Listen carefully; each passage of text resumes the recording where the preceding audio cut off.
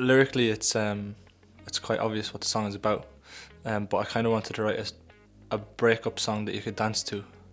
Is my best way of describing it, because there's lots of breakup songs that are like I on an acoustic guitar singing about how much he misses somebody, and then there's a lot of songs you dance to that are kind of upbeat lyrically, and the context of it is very upbeat. But I wanted to kind of marry the two together, so it's a sad song, but it really makes you want to dance. I literally sang it as you hear it, literally. Yeah. So you are the best thing, all that, and it just kind of flowed naturally. I did like the first verse, pre-chorus, and chorus, but that set the basis for the whole song. And I should've learned my lesson when you heard that I was texting. When Ryan first came with One Drink, we were in Los Angeles. It was immediately different. You know what I mean? It was sung rhythmically. The rhythm of the melody of the chorus was you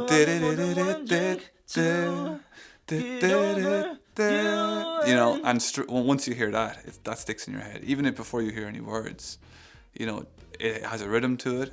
You can dance to the melody already, you know, and that's such a telling sign of what kind of song it's going to be. I love stumbling on that sound, and I love doing unexpected things, and I think as a band we've been like that from the start, from the beginning, and it's amazing to continue to progress and continue to shock people.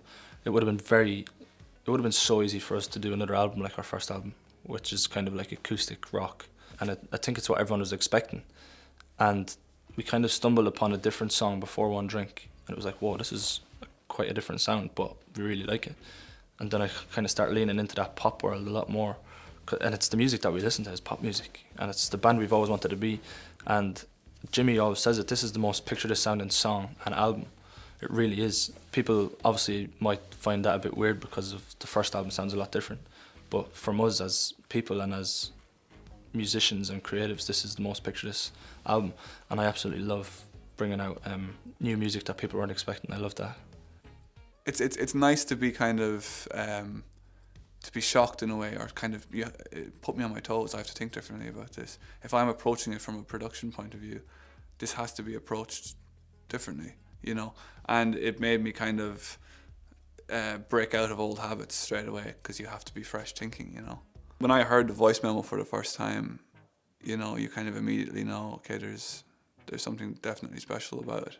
And we had met a guy called Jason DeZuzio, who helped us a lot with the album and completely changed the way I thought about music production. And that was one of the first songs we worked on together. We were sitting with Jason, and Ryan plays the voice note, and it comes to the chorus, and I need more than one drink too.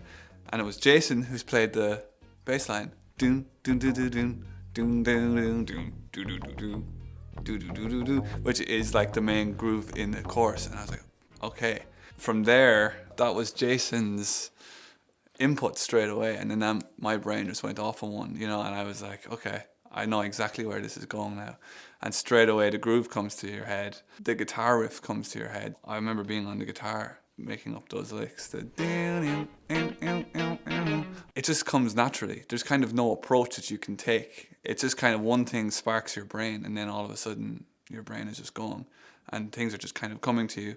And the more you build, and obviously there's going to be things that you do that you're like, okay, they don't work, but you still got to get them out. I'm going to show you pretty much what we started with, which was when we were in Los Angeles with Jason. He did some very small demo-ish kind of style sounds. So this was the original demo,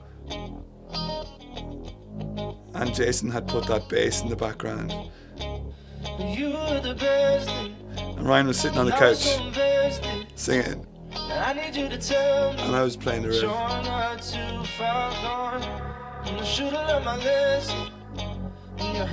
It's the first time I've heard it since, which is mad actually.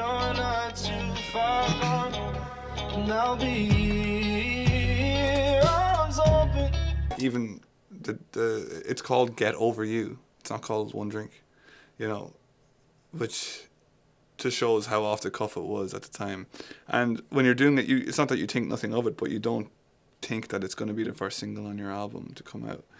it's not a very healthy thing to do, what I say in the song, but it is something that a lot of people do, where they kind of use alcohol as a crutch to battle emotional scars or to get over somebody. I'm sure maybe subconsciously I may have done that in the past, where I just went out with my friends or whatever, but I've never directly broken up with somebody and then went hard drinking. But a lot of people have, and it's kind of a thing where I've been in bars and I've seen people and I can tell like they're on a rebound, that person's on a rebound. I can just tell by them, by the way they're carrying on. And I think that kind of more inspired it than anything. And then of course some personal experiences too.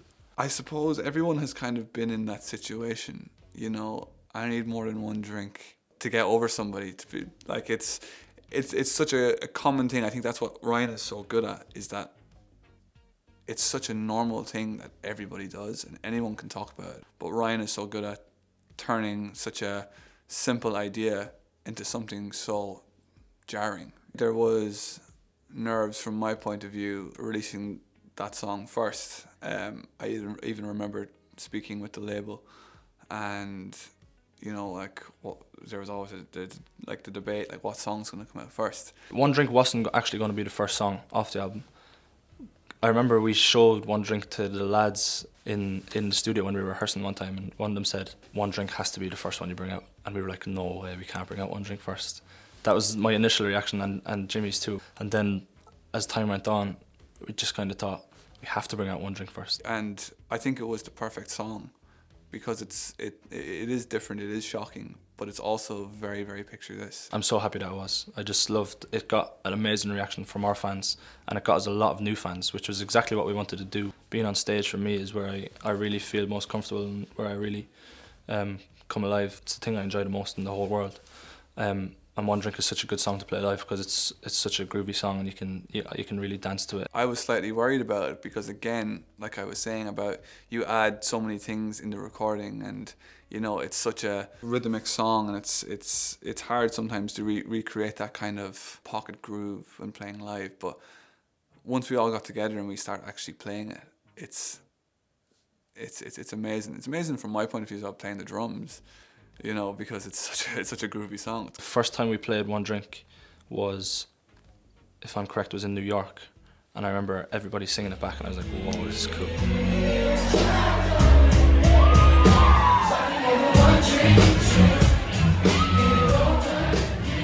The music video was done in LA, in this weird bar in LA. It was like a really weird bar. I think the night before was like Brazilian drag queens or something. I think that's what's usually in that bar is like, it's like a drag queen bar.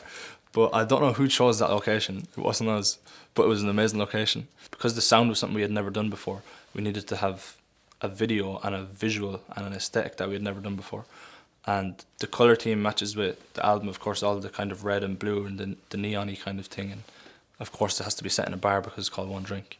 I drank a lot of apple juice that day, which was uncomfortable by the end of the day. But it was amazing. All the extras and everything were great fun, and it was just kind of funny seeing how into it they got, the extras, and all these guys kind of dancing. They were like really into the song, and that was a great sign for us. That was kind of my first time acting properly, and I wasn't even really acting properly really when you look at it. But I was really nervous. I was really nervous doing that. I don't get nervous about a lot of things, but acting, I don't think I'm a great actor. But I got a lot of confidence from that video, and it's made me want to act more and more in every video that's going to come now.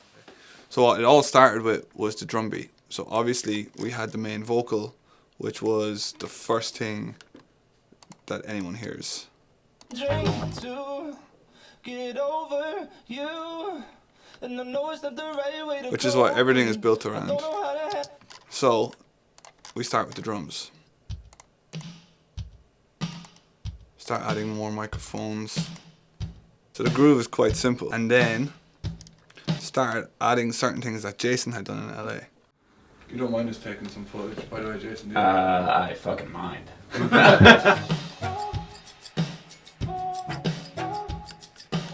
one drink.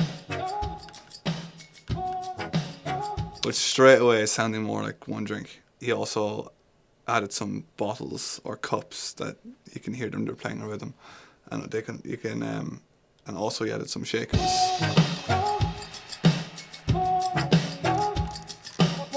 Which is amazing. It just made the song a certain way already. So the bass is like a very important part of this song because it plays the main groove of the chorus.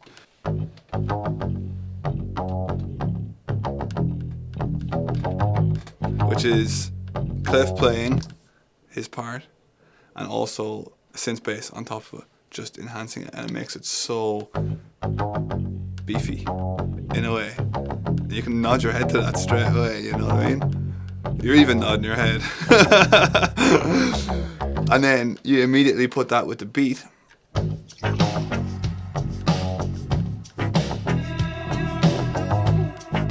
Which is the complete foundation of the whole song, is that groove. But one of the most interesting things Jason added was, it's so creative. And he never actually told us he added it. I had to find it myself. But he added the sound of a drink pouring, which is actually so funny when you think about it. You can hear it here. Which is at the top of every bar. You can just barely hear it, but it makes a difference.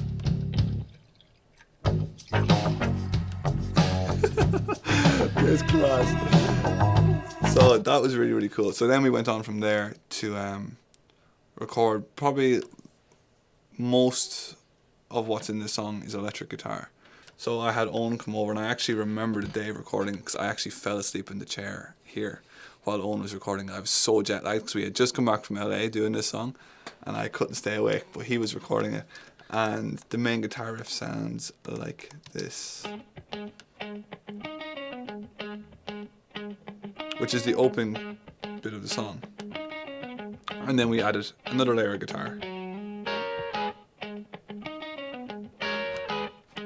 And then as it goes on, the more and more guitar that comes up, that's the pre-chorus. Different layered guitars make it sound way wider. And then the chorus is quite simple because of the bass doing the complicated kind of things. And then into the chorus tag.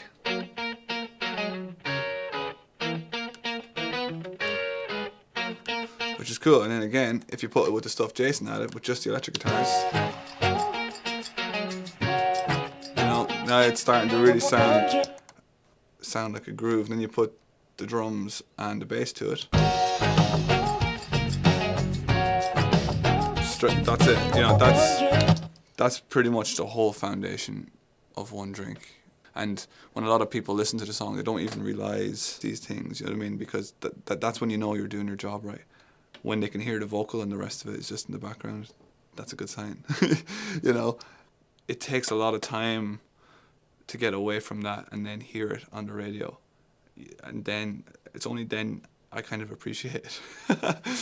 And, which is funny, but it's just kind of the way it goes, because when you're stuck in front of a computer and you're working away and you're in the moment and you're really buzzed up about it and everything is like coming at you and it's creative and it feels amazing making it, you know, and then you get to a point where you kind of abandon it, you know, like that's it, that's as far as I can take it, and it goes away, and then when it comes back, you're like, you just feel proud to have done all that work. So I'm delighted with how it turned out.